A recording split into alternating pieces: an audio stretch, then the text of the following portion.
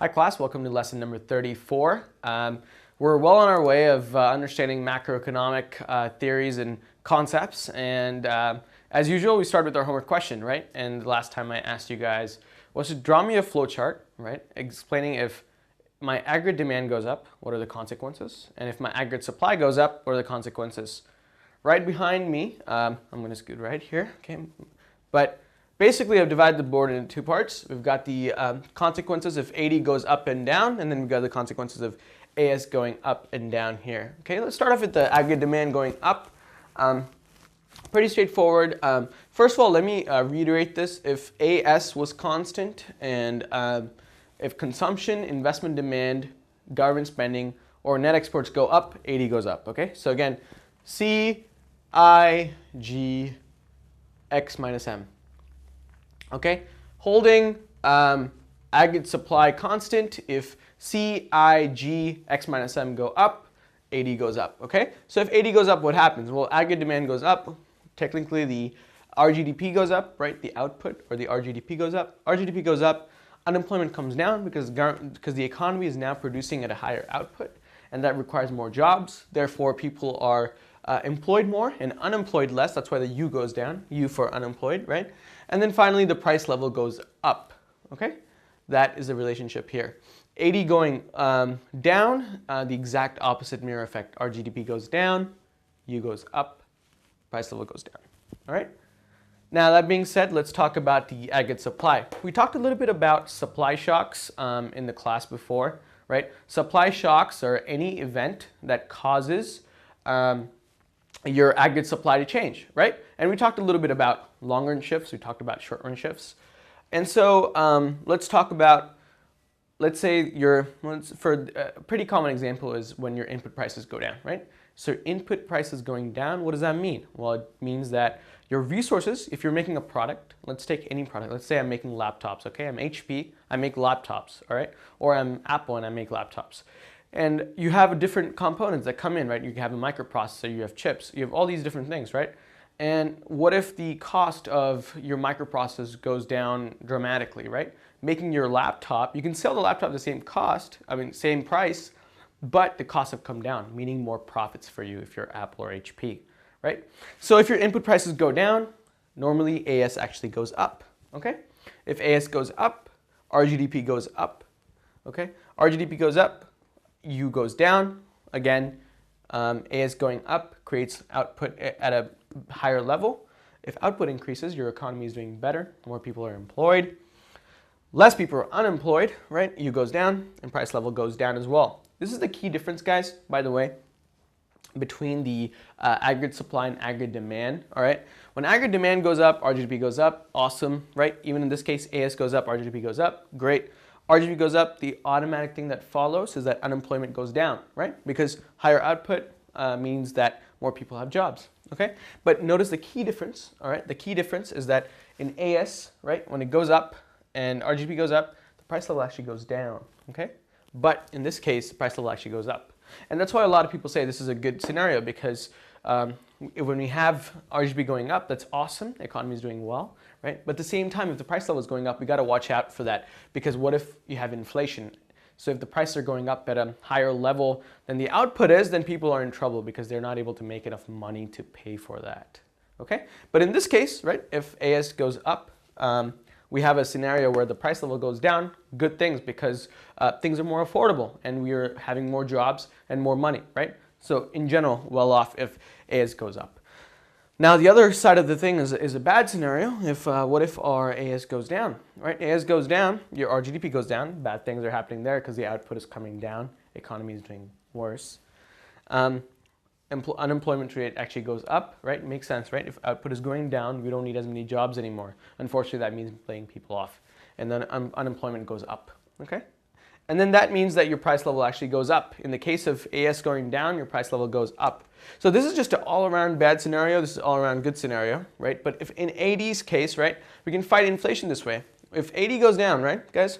So I said, again, C, I, G, X minus M. These are the key indicators. If any of these go up, AD goes up. Any of those go down, AD goes down. And in this case, right, we can fight inflation because look what happens when AD goes down. Your RGDP goes down. our GDP goes down, yeah, it's a bad thing, right? Unemployed go up, again, a bad thing, but check this out, your price level actually goes down, right? Which means that if you're in an inflationary period of time, right, you can actually control inflation using the aggregate demand, right? So that's why in an inflationary economy, what governments do is actually they cut spending, because if G goes down, AD goes down, and then what you have at the end is the price level going down, okay? So these are the key differences. I really suggest that all of you pay attention to the way the flowcharts work, because in your mind, when you're taking that test, when you actually write these flowcharts down, people can actually read them, okay? And they can understand what's going on. And it really helps you to understand and give the answer at the end of the day. So make sure that you understand the consequences. If my aggregate demand goes up, what happens to my GDP? My aggregate supply goes up, what happens to my GDP? Aggregate supply goes down, AD goes down, what's happening to my price level, unemployment, and our GDP. Normally what I suggest is linking these two up together, okay? Because my output is going down, normally less jobs are needed in the economy, so unemployment goes up, okay? Don't get yourself confused by this, all right? The two ways we can talk about unemployment, all right? So if output goes down, guys, we can either say that employment is going down or unemployment goes up.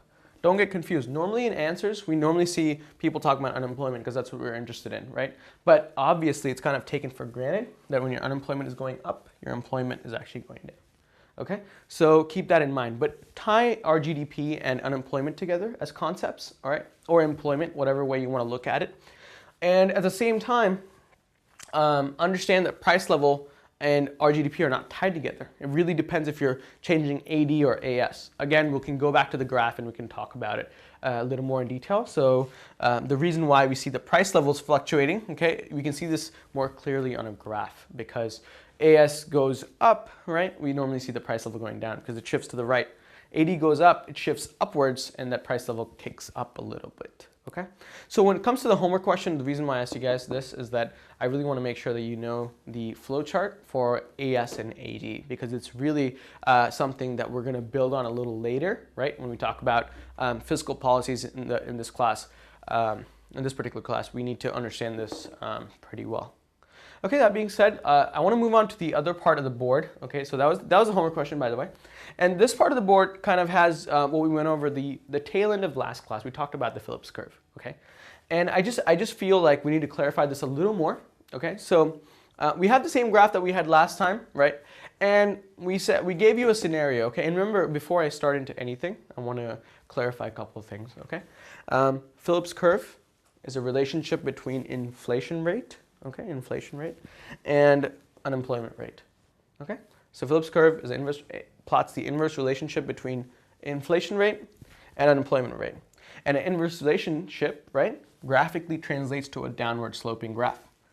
But remember that it's only downward sloping in the short run. Okay, so downward sloping in the short run. So in the short run, what the Phillips curve says is that higher the inflation rate, right, my unemployment is low. Lower the inflation rate, my unemployment is high. Why does that happen? Well, normally at higher inflation rate, right, profits are high, companies are hiring more people.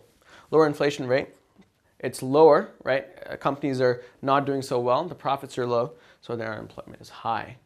However, we can't see this in the long run. Why is that true? Because imagine if we're constantly going towards high inflation, right? We can have a scenario that's could be pretty bad, right?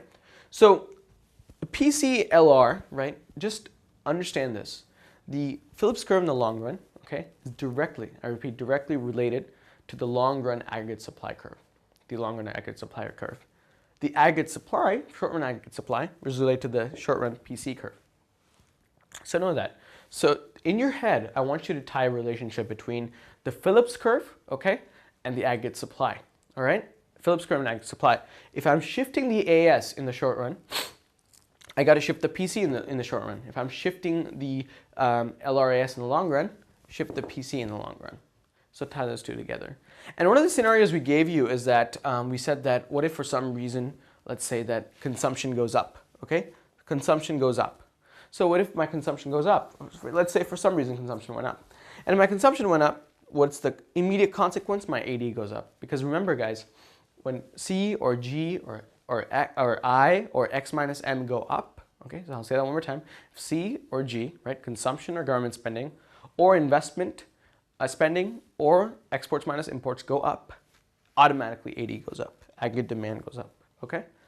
So what happens if aggregate demand goes up? Aggregate demand goes up, my inflation rate goes up. Why is that true?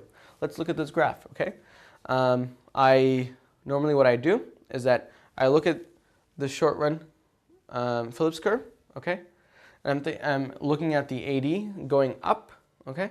And I'm saying if we have a tie-up between the aggregate demand and the inflation rate, let's start looking at unemployment rate and inflation rate, all right? Now, in order to understand this, I probably need to use another graph so that you guys can understand clearly. So what I can do is I can erase this part of the board, okay? And explain to you guys using a graph, or actually what we can do is we can just use this flow chart. Remember what I said, guys. I said that when AD goes up, in this scenario I said 80 went up, inflation rate is going up. Why is that true? Why is that true? If my 80 goes up, why is my inflation rate going up? If my 80 goes up, my RGDP goes up. RGDP goes up, U goes down, price level goes up. Okay, so if my price level is actually going up, okay, my inflation rate is going up. And that for that reason we've said that inflation rate is going up. So remember, if my 80 is going up, right, as a graph, right, 80 sort of looks like that, right? And 80, if it shifts up, and this is price level, okay? If you imagine, when you shift the 80 to the right, price level is actually going up. And another way of saying that is that inflation rate is going up. Okay, so fine, we've got the idea. We gave you guys the scenarios. The consumption is going up, then aggregate demand is going up, inflation rate is going up. Hopefully everyone understands that because of the fact that when you shift the 80 to the right, I see my price level is going up, okay? My price level is going up, my inflation rate is going up. Okay, final there. After that, we've got firm profits going up. Okay, why does that happen? Well, I explained to you guys this a little before. What tends to happen is, let's say that we're making laptops, right? We took a laptop example in this case, and we're Apple and we're making laptops, and we said that the cost of a particular a good goes down, we said that we can make more money. Another way of saying it is, let's say that inflation rate is going up. Price levels are jumping up every day. Today, the laptop costs $1,000. Tomorrow, the laptop is costing $1,200 just because of the way inflation rate is up, right? As long as we can, that rate is higher than the rate at which your costs are going up, I'm going to say it one more time. It's about rates, okay? So if my inflation rate, your price level rate, okay, is going up faster than the price of my costs, because cost is what I'm paying as. If I'm Apple, right, I'm Steve Jobs, okay, I wish, right? If I'm Steve Jobs, okay, I'm paying this company that makes, you know, my microprocessors, right? I'm saying, okay, you know what? I need to make 50 laptops. I need 50 microprocessors. Here's your money. Here's $50, okay? I'm charging my customers, let's say $1,000, all right? The rate at which I'm selling my laptops, okay, if that is going up at a faster rate than the rate at which I'm paying these costs for this microprocessor guy, I'm making more profits, okay? It's about rates, understand that. So, could be a little complicated, but you don't have to make it, as long as you understand that it's about the inflation rate going up faster than the rate at which my costs I'm paying out at, okay? So if that's happening, firm's profits go up, okay? My firm's profits go up. What I do as Apple is I hire more people because you know what? I want to make more laptops. It's making me a lot of money. Let me make more by hiring more people, right? So what follows normally with the firm profits going up is hiring more people, right? Hiring more people, after some time, what they tend to do is they say, hey, you know what? You're making a lot of money on these laptops. We want a higher wage. Steve says, fine, you got a higher wage. Unfortunately, what that does to Steve is that his profits go back down again, right? And then your unemployment goes back up. So this scenario is played out graphically on this graph, and we kind of take this graph and kind of explain the situation, right? Temporarily, we have a lower unemployment rate, but finally we end up back at the long run rate. However, the key difference is that we actually end up at a higher inflationary rate, okay? Phillips curve is something that, you know, you probably just need to understand. Probably not that much in detail, but don't quote me on that. I've showed you both Phillips curve in the short run and long run, so understand that. But basic understanding is that it relates inflation rate, right? Inflation rate on the left, and then unemployment rate on the right. Okay, these two are your probably you know what you need to understand. Phillips curve, vertical, just like the LRAS, PC, downward sloping, and that's related to AS in the short run. Phillips curve short run is related to the AS in the short run. Phillips curve long run is related to the LRAS in the long run. Okay. So these two are your more important concepts that we kind of brushed over in the last class, and I kind of want to come back and visit this again. That being said, let's start off with the new stuff. And the new stuff, right, what we're going to talk about is, going back to this, we talked a little bit before, but we talked about the recession, right? And we all went through a pretty bad recession, right? The banks collapsed and there was chaos. And the government was required to fix the situation. So for those of you who remember what the banks in the United States did, the government did to the banks, is that the banks were failing, and the government came in and it said that, you know what, you guys don't have enough money, you will be bankrupt very soon, and if you guys are bankrupt, a lot of people are going to lose their jobs. So the government of the United States said, we'll help you guys out, okay? We'll help you guys out. And how did they help them out? They infused a lot of money, right? A lot of money went out, okay, into the banks. So the government, right, gave, billions of dollars to the banks so that what they could do is that they could continue their businesses instead of going bankrupt, okay? So they kind of helped the system come back on its shoulders again. So, we want to talk about this particular fix, talk about the solution, right? So government helped out by spending money on banks. Now, to understand this on a graphic level and to understand this using aggregate demand and aggregate supply, let's start off with our first topic called expansionary fiscal policy, okay? Expansionary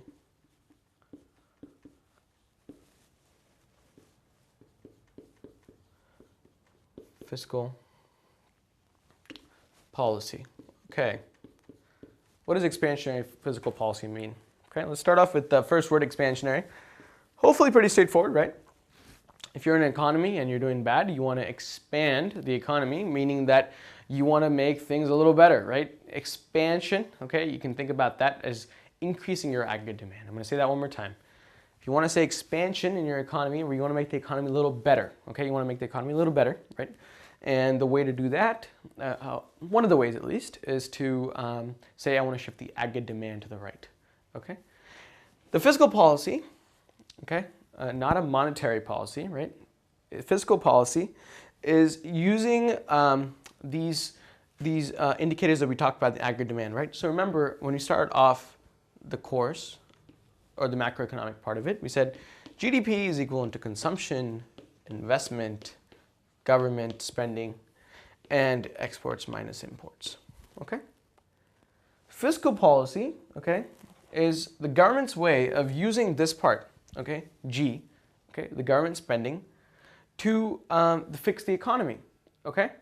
So fiscal policy basically states that the government is trying to use their spending ability, okay, to rehabilitate the economy, okay?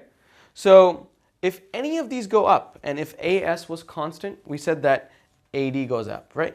So what happens if AD goes up? We said if AD goes up, again to my left-hand side, I believe we have it. I said if AD goes up, we've got RGDP going up. RGDP going up, we've got U going down.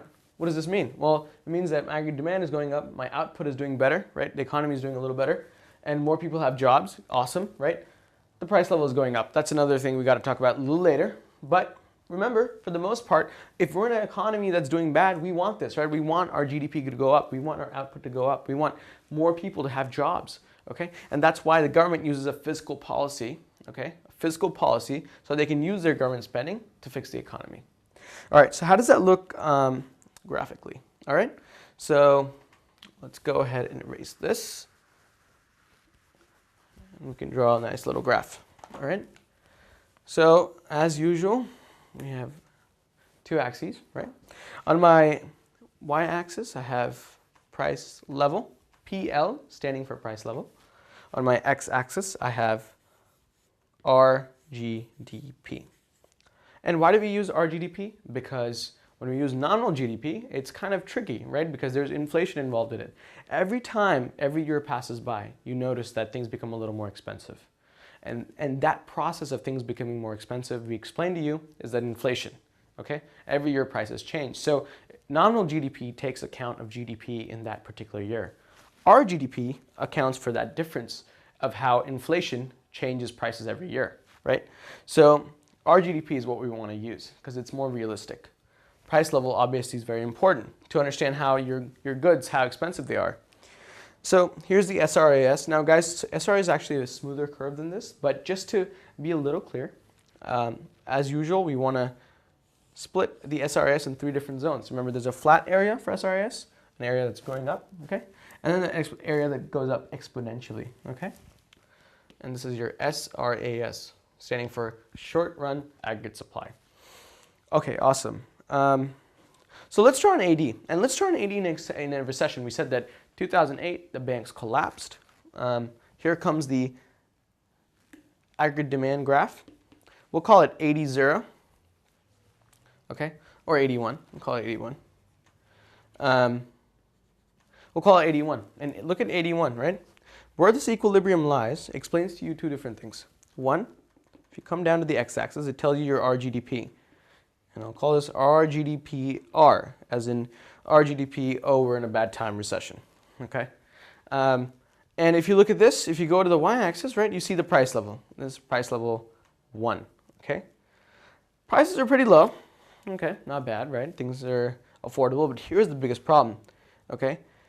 Normally, your full efficiency, or your economy in full employment, right? People are happiest here, right? They're fully employed, right? Your RGDP F, as in for full employment, okay? If you look at this gap, right? It's a huge gap, right? And this is what we called as a recessionary gap. But if you look at this gap, right? Obviously the RGDP is not doing so great. Output is low, okay? So what do? I mean, our economy is doing bad, so we need to get this RGDP number up and preferably closer to this guy right here, right? So what the government does is it uses a fiscal policy, an expansionary fiscal policy, right? Because we want to expand the economy, right? The economy is not doing so great. We want to expand this number down to this side. Use a fiscal policy, meaning that we're going to use government spending. So the government says, okay, you know what? We're going to pump in money to the banks. The banks are not doing so well. We're going to give them billions of dollars. All right, so what that's going to do is if government spending goes up, your AD goes up. And how do we translate that graphically? Well, we say we use these double arrows, okay? Double arrows, shifting to the right. If AD goes up, goes to the right. AD goes down, goes to the left, okay? So in this case, government spending money, AD goes up.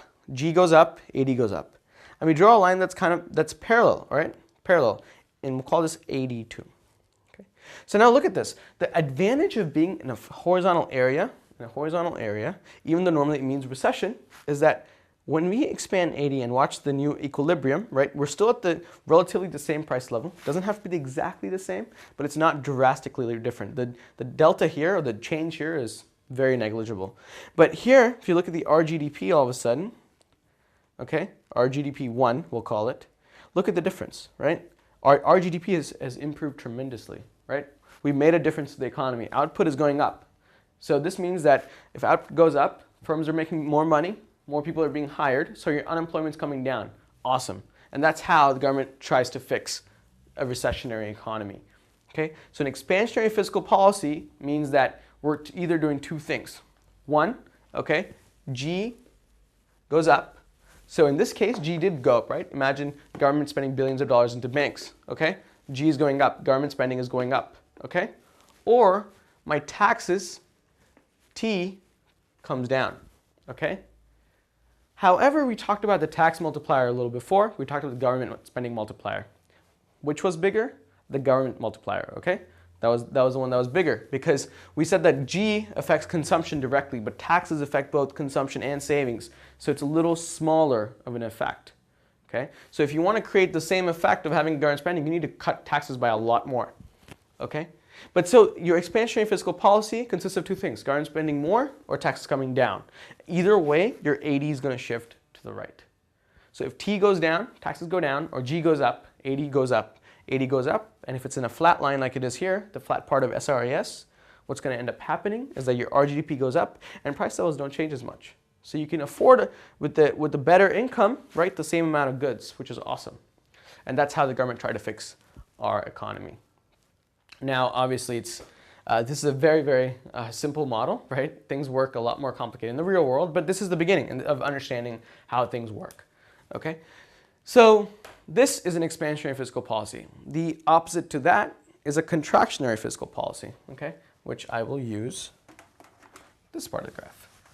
This part of the board will come to handy for understanding contractionary fiscal policy. Okay. Excuse me while I write this real quick. So contractionary fiscal, what does the word contractionary mean? Okay. Exactly opposite of expansionary, right? Fiscal policy. So let's start again with the same word. First word, contractionary. We said expansionary is expanding the economy, right? We're trying to make 80 go up. We're trying to push the RGDP to go up. We're trying to increase output, right? We want more jobs. Contractionary means that we're trying to do the opposite, right? We're trying to reduce the output. We're trying to reduce the level of prices, actually. The most important part why we want to contract the economy, meaning we want to bring the economy down a little bit, is to control inflation. It's not necessarily that we want to bring the RGDP down. Yeah, it does happen a little bit, but the point is that we want to have the output. But let's say you're making a lot of money, but you have to go out and you have to spend $1,000 on a loaf of bread. Doesn't matter, right? Doesn't matter if you're making a lot of money, right? So the point is we want to control these prices. We want to make sure that loaf of bread stays at $3.25. So the reason why I want to have this contractionary fiscal policy is we want to bring inflation down. Okay, we want to bring inflation down. So how do we use that? How do we use that? Let's just take a graph, okay? And the same way we've done this before. Let me actually hop over here, okay? So you understand that the y-axis is the same as before, right? It's price level. Okay, at this point in time, you guys should start getting the hang of this. On the x-axis, you have RGDP. You have RGDP. Okay, fantastic.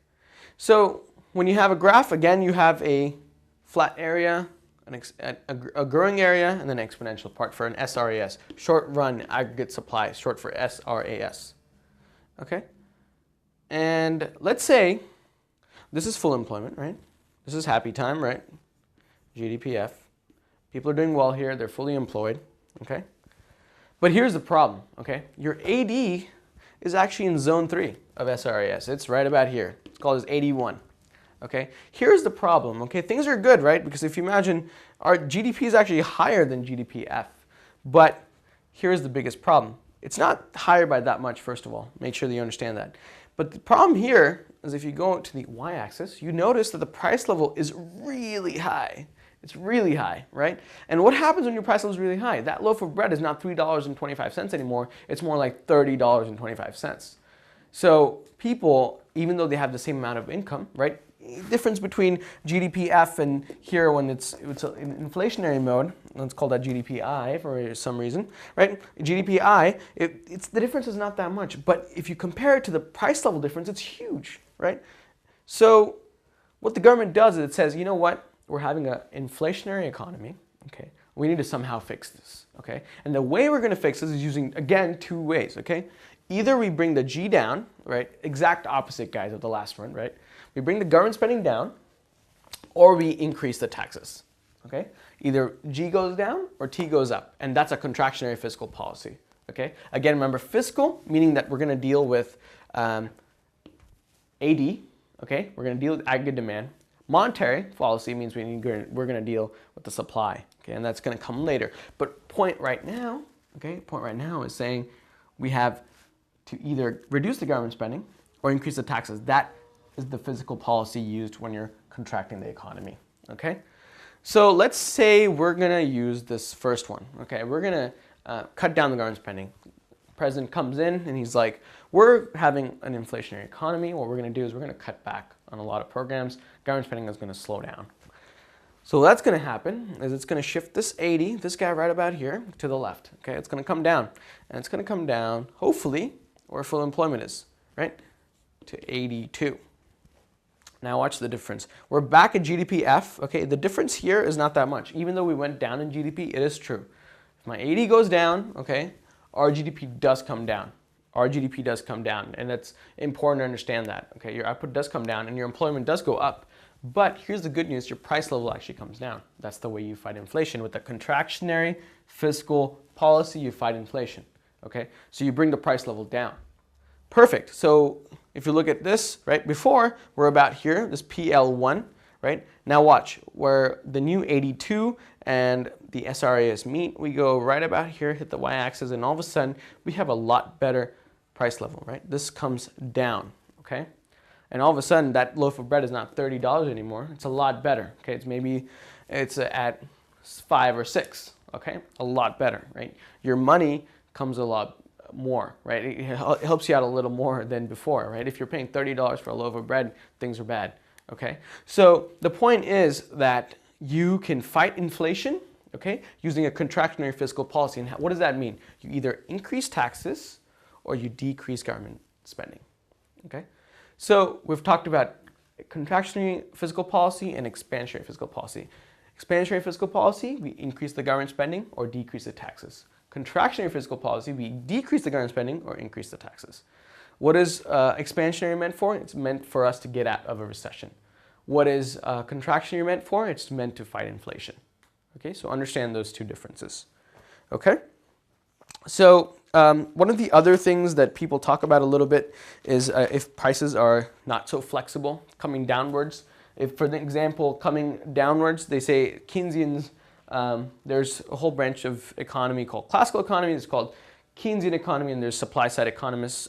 But point is that some people think that bringing the prices down is a little harder than giving the prices up in this case. So they say that doing this is a lot harder than increasing the aggregate demand and making the GDP better and increasing the price level.